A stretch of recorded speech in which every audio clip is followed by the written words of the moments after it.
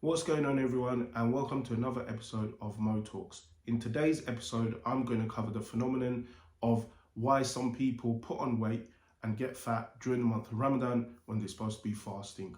They come to me and they say, oh, I don't know why I'm putting on weight. I'm fasting, I'm not eating that much, I'm only eating once or twice a day, so I don't know what's going on. The reality is twofold. You're simply eating too much and eating too much of the wrong stuff, and you're not moving enough. And today I'm going to break that down and explain how and why that's the case, and hopefully come up with some solutions to help you through that problem. So the first thing to understand is what food actually is. If we take any food that's in a pack, turn the pack around, it will say nutritional information. From that nutritional information, the very first thing you'll see is energy. So that will be measured in calories or kilojoules. So food is basically energy or fuel to our body. Depending on what food we eat, some food gives us more energy, some food gives us less energy. Okay, so depending on how much you eat throughout the day, you'll have a certain amount of energy. Now, typically, if we're talking about normal type of eating, you have a breakfast, lunch, dinner. If you're going to the gym and you're feeling active and you exercise, you may be putting in a couple small snacks or meals extra throughout the day as well. Okay, it all adds up to a certain amount of energy throughout the day. Now, the second thing to understand is our body, depending on our size and depending on our activity levels, will require a certain amount of energy. One, to maintain its body weight. Okay, that's very important to understand. And then secondly, if we want to gain weight, for somebody who wants to put on muscle, they require an energy surplus, so they need to eat more food. They need more energy for the body. For somebody who wants to lose weight or lose body fat, they will need to go into a deficit, or what people term as a calorie deficit. So they need to eat less food than what the body is required so that they can burn off the energy. Okay, so with that, we also need to consider the amount of activity and exercise we do.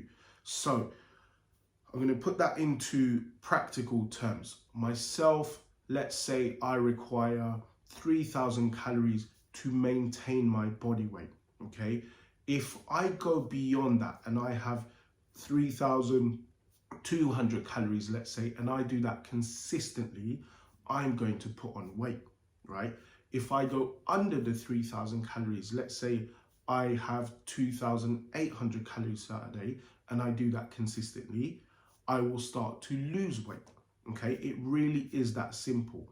How much you put in will determine how you either maintain that weight, gain weight, or lose weight. The other thing to consider, as I've just mentioned, is your activity level. So if I need 3,000 calories to maintain my weight and I lead a pretty sedentary lifestyle, okay, and I hold my weight at what it is, if all of a sudden I start to become active, I go to the gym, I start running, I start lifting weights, then I'm burning off a lot of that energy. So in order to maintain my weight, I will need to put extra food in. I would need extra energy, not just to fuel my workouts and exercise, but also to maintain my weight. If I don't, I will start to burn through my weight, hopefully my body fat, and I will see my weight come down. That's why when we're training, it's very important to also eat right. Now, if we put that all into context of fasting in Ramadan, and this goes for intermittent fasting and the reason why it works as well, or generally everyday life as well.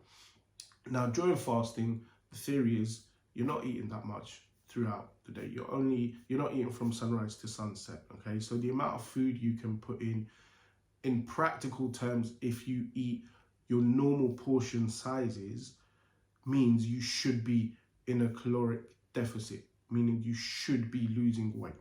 Okay, where it goes wrong is what people do is when they can break their fast, because they're hungry throughout the day and they get their food cravings and they get invited to go to their iftar meals with the family or friends, they simply just overindulge. Okay, so where they may be having typically 500-600 calories per meal, they're now shoving in 1,000 to 1,500 calories just in one sitting.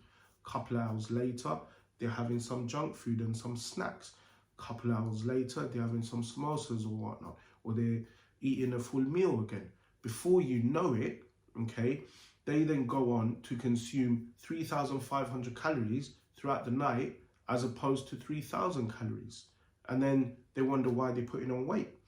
Or you'll have that person who will just eat one meal a day, and this is possible. They'll eat one meal a day, but that meal is like a banquet. It's like a feast, and they've consumed 3,000-4,000 calories just in one meal, or even 2,500 calories in one meal. They've had a snack later on. Before you know it, they've shoved 4,000 calories into their whole day, and then they're wondering why they're putting on weight. The other factor to consider is during Ramadan, people tend to slow down, so they're not as active. They may start off active, but as the month goes on, as the energy levels start to sap throughout the day and throughout the weeks, they tend to get a little bit more drawn in, tend not to move so much. So you're not burning through that energy like you were before as well. So you may be eating the same portions, but because you're not moving and because you're not burning off that energy, you can end up putting on weight. Okay, so it is literally about calories in, calories out. Now, to go a little bit further into the science, okay, 1 pound of fat is 3,500 calories on average. Okay, it's why doctors used to tell you, if you want to lose weight, minus 500 calories off your diet per day. The reason why, if you get 3,500 calories, you divide that over 7 days, you minus 500 calories per day. At the end of the week, you've taken 3,500 calories off your diet. So in theory, you should lose a pound or half a kilogram of body fat or body weight. And that does work. However, this is where it goes wrong. And this isn't just for Ramadan. This is going one step further, that you can understand through everyday eating habits as well, so that beyond Ramadan, if you want to continue your health regime, you're not coming over stumbling blocks and saying, I made so much progress during Ramadan and now I'm piling on the weight again. Okay, so if we go back to the 3,500 calories, some people do it correctly and they tend to lose weight consistently. The ones who go wrong, they're putting in all the effort Monday to Friday or Monday to Saturday, and they jump on the scale on the following Monday morning and they say, I don't know what I'm doing wrong. I'm training so hard in the gym. I'm doing everything you're saying. I'm eating my chicken and rice and I'm eating my salads and my salmon and this and that, and they're sticking to their meal plans and they're sticking to their training plans and they're having their 7-8 hours sleep and they're writing everything down. So what the hell is going wrong? Well, they turn what should be a cheat meal into a cheat day, and they gorge food and don't realize that they undo all that good work through the week. Okay, so let's say I dieted down from Monday to Saturday. I took 500 calories off every single day and I measured everything accordingly. So come Saturday night, I'm minus 3,000 calories. So if I jump on that scale on Monday morning, I should be okay. I should be seeing some weight come off, at least half a kilogram or a pound of fat, right? Come Sunday, when they're allowed to have a treat, and this is why I say to people, you should have 1 cheat meal or maximum 2 cheat meals in a week, because what happens is they will go smash a breakfast somewhere and have the full on, or have pancakes and waffles. Then they'll go out for lunch and they'll have a pizza or a burger with a milkshake. And then they'll say, oh, I'm allowed my chocolates and my crisps, my ice cream because it's my cheat day. And then I'm allowed to have whatever I want for dinner, and they go KFC and everything. And before you know it, they've shoved 5,000-6,000 calories in that day. And they've actually doubled up their calories throughout the week.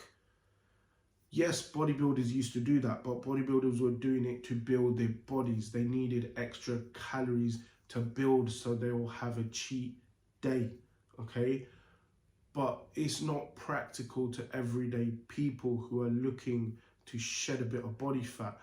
Don't have a cheat day. You know, there's a few things, a few ways you can overcome this. Have a cheat meal or two throughout the week. So I tend to say to people, Monday, Tuesday, eat clean. Wednesday, midweek, have a cheat meal for dinner, okay? And that doesn't mean stuff your face with 4,000 calories. It means just have a few of the treats which you enjoy. Then go Thursday, Friday, eat clean. And either Friday evening or Saturday, if you're going out and you're seeing friends or you've got a bit of a social, then have another cheat meal. So it breaks it down into 2 days and you can have a meal. That's one way of doing it. The other way is what's called an 80-20 rule. So 80% of your meals are clean and good, and then 20% is you can eat what you want.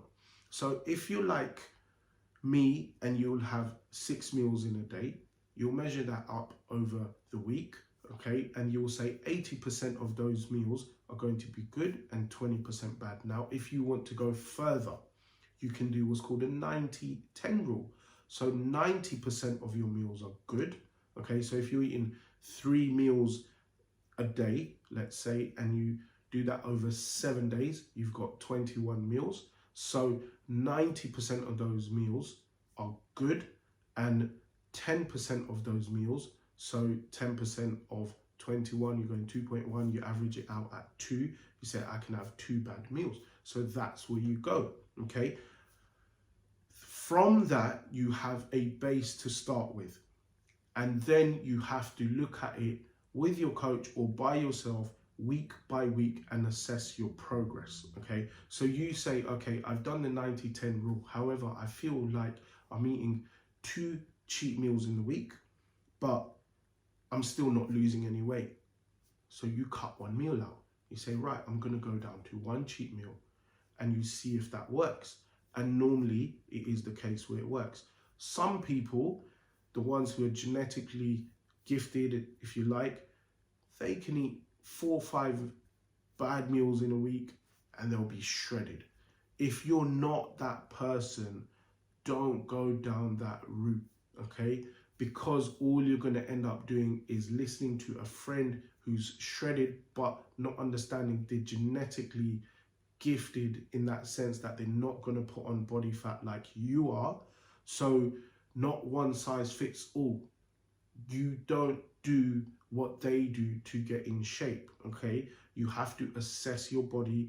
You have to understand what food is. You have to understand what calories are. You have to understand what works for you, okay? So if we break that all down, the message here is simply don't overindulge in Ramadan, taking it further beyond your fasting.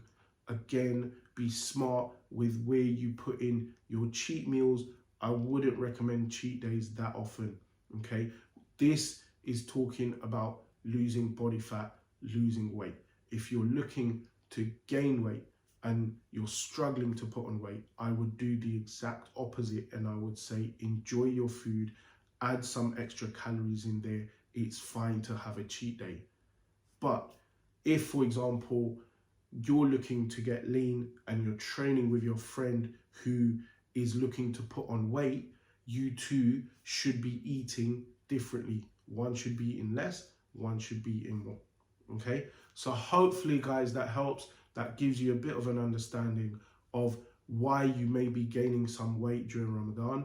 If you're simply eating too much, you need to start to measure your portions. You need to start to be more active, cut the snacks, and you should be good.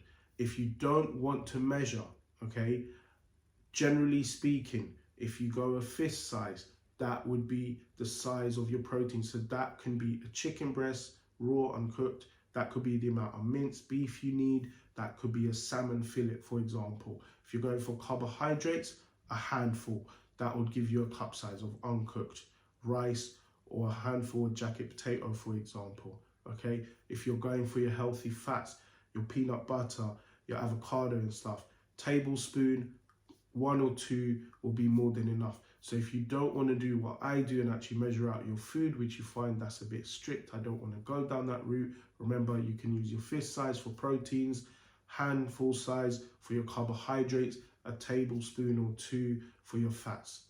Okay, so hopefully that helps. Let me know your thoughts, guys. Leave a comment below. Don't forget to subscribe and look out for more videos in the future.